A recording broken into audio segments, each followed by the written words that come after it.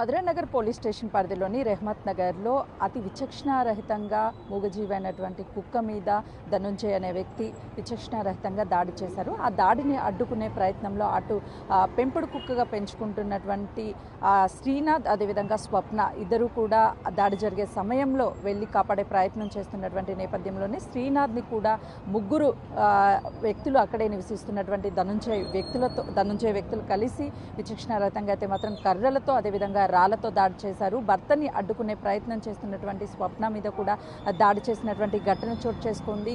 గడిచిన 2 రోజుల నుంచి కూడా వాళ్ళు అపోలో హాస్పిటల్లో చికిత్స పొందుతున్నారు. ప్రస్తుతం వాళ్ళ పరిస్థితి ఏ విధంగా ఉంది? తన కుమారుడు ఉన్నాడు. చెప్పండి, అసలుకి ఈ ఘటన జరిగి అందరినీ కూడా కలిచివేస్తుంది. ఎందుకంటే ఒక మూగజీవి అయినటువంటి కుక్క మీద దాడి చేయడం, ఆ దాడిని ఖండిస్తూ మీ అమ్మా నాన్న కాపాడే ప్రయత్నం చేయడం, అందులో వాళ్ళు కూడా గాయాలు పాలవడం జరిగింది కదా. అసలు వాళ్ళు ఎప్పుడు పరిచయం? మీకు ఎప్పుడైనా పరిచయం ఉన్నారా? దాని నుంచి పరిచయమే లేదు. వాళ్ళు ఎవరో కూడా తెలీదు. మేము నియర్లీ ఇక్కడ 40 years ప్లస్ నుంచి ఉంటున్నాము రెహమత్ నగర్లో. సో వాళ్ళు పాస్ట్ 1 year అయింది వచ్చి ల్యాండ్ తీసుకున్నారు. ఇప్పుడు వాళ్ళ హౌస్ కన్స్ట్రక్షన్లో ఉంది. ఇప్పుడు వరకు వాళ్ళు చూసింది లేదు, ఏం లేదు. ఆ గొడవ అయినప్పటి నుంచే వాళ్ళ పేర్లు కానీ వాళ్ళ వైఫ్ పేరు కూడా తెలియదు మాకు. ఇప్పుడు వాళ్ళ హస్బెండ్ పేరే తెలుసు, ధనుంజయ్ అని. అంటే ఇప్పుడు ధనుంజయ్ ఒక్కసారిగా మీకు ఎలాంటి పరిచయం లేదంటున్నారు. వచ్చి వెంటనే ఆ మూగజీవి మీద దాడి చేయాల్సినటువంటి అవసరం ఏముంది? దాంతోపాటు మీ అమ్మ నాన్న మీద కూడా దాడి చేయాలంత కక్ష ఏముంది అసలు మీ మధ్య? ఈ మంత్ 8th పాస్ట్ ఒక 10 days బ్యాక్ ఏమైందంటే డాడీ ఓటేయడానికి వెళ్తున్నాడు యాక్చువల్లీ. సో డాడీ రోజు ఆఫీస్కి 10 o'clock వెళ్తాడు. ఆ టైంలో మా పెట్ కిందికి వచ్చేసి డాడీ ఆఫీస్కి వెళ్ళిపోగానే మళ్ళీ పైకి వెళ్తాడు, లేకపోతే డోర్ బయటికి వచ్చి చూసేసి లోపలికి వెళ్ళిపోతాడు. ఆ ఓటేయడానికి వెళ్తున్నప్పుడు ఏమైందంటే గేట్ ఓపెన్ ఉండే. సో డాడీతో పాటు బయటికి వచ్చింది. సో వాళ్ళ కన్స్ట్రక్షన్ హౌస్ సైడ్ వెళ్ళింది. అది ధనుంజయ్ అనే వ్యక్తి వచ్చింది ఇంటికి. వాళ్ళ కన్స్ట్రక్షన్ సైడ్కి వచ్చినప్పుడు ఏమైందంటే ఆయన స్మెల్ చూస్తుంది అది. సో డాడీ అప్పుడే దాన్ని పట్టుకొని మీరు జరగకండి, అది చూస్తే ఒర్రుతుంది అని చెప్పాడు. చెప్పిన తర్వాత ఆయన జరిగి ఏంది కుక్కని కర్పిణికి పంపిస్తున్నావా, మూగజీవాలతో కర్పిణికి పంపిస్తున్నావా నువ్వు కుక్కతోని, అది కరుస్తే మెడల్ ఇచ్చేస్తా అది ఇది అన్నాడు. అన్న తర్వాత వాళ్ళ వైఫ్ ఉండి మీ కుక్కలతో కరిపిస్తున్నావా నువ్వు, దమ్ముంటే మనుషులతో కొట్లాడు, కుక్కలతో ఏం కరిపిస్తున్నావు నువ్వు అన్నది. సో వాళ్ళ హస్బెండ్ని రెచ్చగొట్టింది, ఆయన రేజ్ అయిండు. సో అప్పటికి మా డాడీ రేజ్ అయిండు. ఇద్దరు మాట పెరిగింది. నేను మా అన్న కిందికి వచ్చి ఆపినాము. అప్పటికి కూడా వాళ్ళ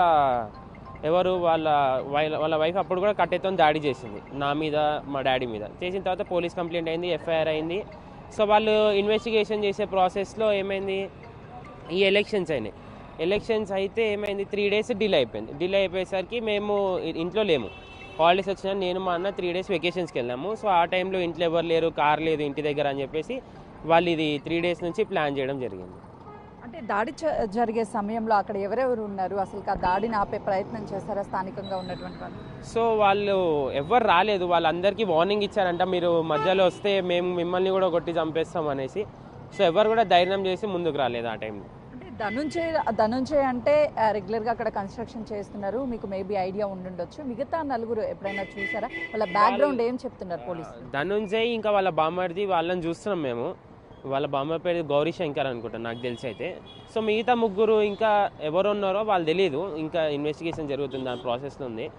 సో ధనుంజయ్ అనే వాళ్ళ బ్యాక్గ్రౌండ్ ఏంటంటే మొత్తం క్రిమినల్ బ్యాక్గ్రౌండ్. ఈ డ్రగ్స్ కానీ ఆయన గోవాలో చేస్తాడంట. సో ఆయన ప్రాస్టిట్యూషన్ ఉంది, అదంతా డ్రగ్స్ గాంజా ఇదే నడిపిస్తాడు. వాళ్ళ క్రిమినల్ బ్యాక్గ్రౌండ్ ఉంది వాళ్ళకి. అంటే ఇప్పుడు 2 రోజుల నుంచి కూడా ట్రీట్మెంట్ జరుగుతుంది. ఎక్కడెక్కడ మమ్మీకి డాడీకి మేజర్గా ఎక్కడెక్కడ గాయాలయ్యాయి? ప్రస్తుతం పరిస్థితి ఏ విధంగా? డాడీకి లెఫ్ట్ హ్యాండ్ సర్జరీ అయింది, లెఫ్ట్ హ్యాండ్ మొత్తం సర్జరీ అయింది. హెడ్ మీద 14 stitches పడ్డాయి. సో లెగ్స్కి మజిల్ బ్రేక్ అయితే దానికి ట్రీట్మెంట్ ఇస్తున్నారు. సో మమ్మీకి రైట్ హ్యాండ్ మొత్తం ఫ్రాక్చర్ అయింది, లెఫ్ట్ 2 fingers ఫ్రాక్చర్ అయ్యాయి. హెడ్కి మమ్మీకి కూడా 10 to 14 stitches పడ్డాయి. ఇప్పుడు మేజర్గా ఈ ఇన్సిడెంట్ మొత్తం కూడా కుక్క మీద దాడి చేస్తున్నటువంటి టైంలోనే మమ్మీ డాడీ ఆపడానికి వెళ్ళి గాయాల పాలయ్యాయి. ప్రస్తుతం కుక్క పరిస్థితి ఏ విధంగా ఉంది? కుక్క ఇప్పుడు బంజారా హిల్స్ యానిమల్ కేర్ హాస్పిటల్లో ఉంది. నిన్ననే స్కానింగ్ రిపోర్ట్స్ వచ్చినాయి. హెడ్లో కొంచెం క్లాట్ అయిందంట, బ్లడ్, మజిల్ బ్రేక్ అయిందంట, జా లైన్ బ్రేక్ అయిందంట. సో దాన్ని ఐసీయూలో పెట్టేసి దానికి కూడా మెడికేషన్ చేయడం జరుగుతుంది.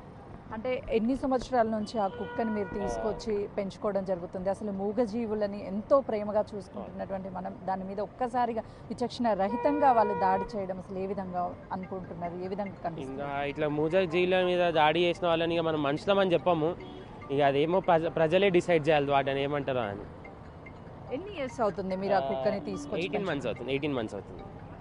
ఈ ఆగస్ట్ 22 వస్తే 1 ఇయర్ అవుతుంది. అంటే ఎవరైనా మూగజీవుల మీద ఈ విధంగా ప్రవర్తించి దాడి చేసినా కూడా చట్టాలు కూడా చాలా క్రిటికల్గా ఉంటాయి కదా, వీళ్ళకి ఎలాంటి శిక్ష వేస్తే బాగుంటుంది అంటున్నారు? మరొకసారి ఇలాంటి ఘటన పునరావృతం కాకుండా ఎలాంటి చర్యలు తీసుకుంటే బాగుంటుందని మీరు భావిస్తున్నారు? ఇంకా వాళ్ళకి ఇంకా లైఫ్ టైం రిమైండ్ చేయడం బెటర్ అనుకుంటున్నాను. ఇట్లా క్రిమినల్స్ కానీ ఇప్పుడు మనకు జరిగింది, నెక్స్ట్ టైం వేరే వాళ్ళకి కూడా జరగచ్చు.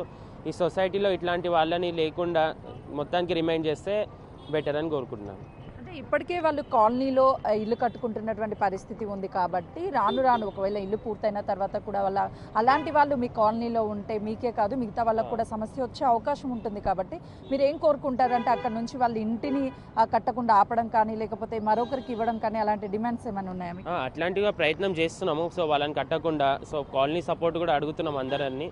సో వాళ్ళు కూడా చేస్తామని చెప్పారు. సో ఒకసారి పోలీస్ ఇన్వెస్టిగేషన్ అయిపోయిన తర్వాత వాళ్ళతో మాట్లాడి ఈ మిగతా చర్యలన్నీ చేద్దామని వెయిట్ చేస్తున్నాం.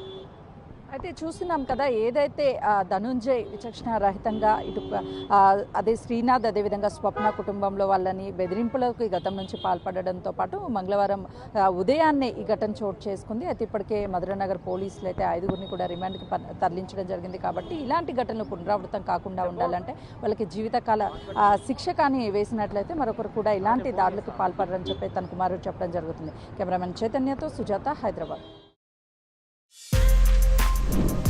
For more videos like this, subscribe Big TV channel.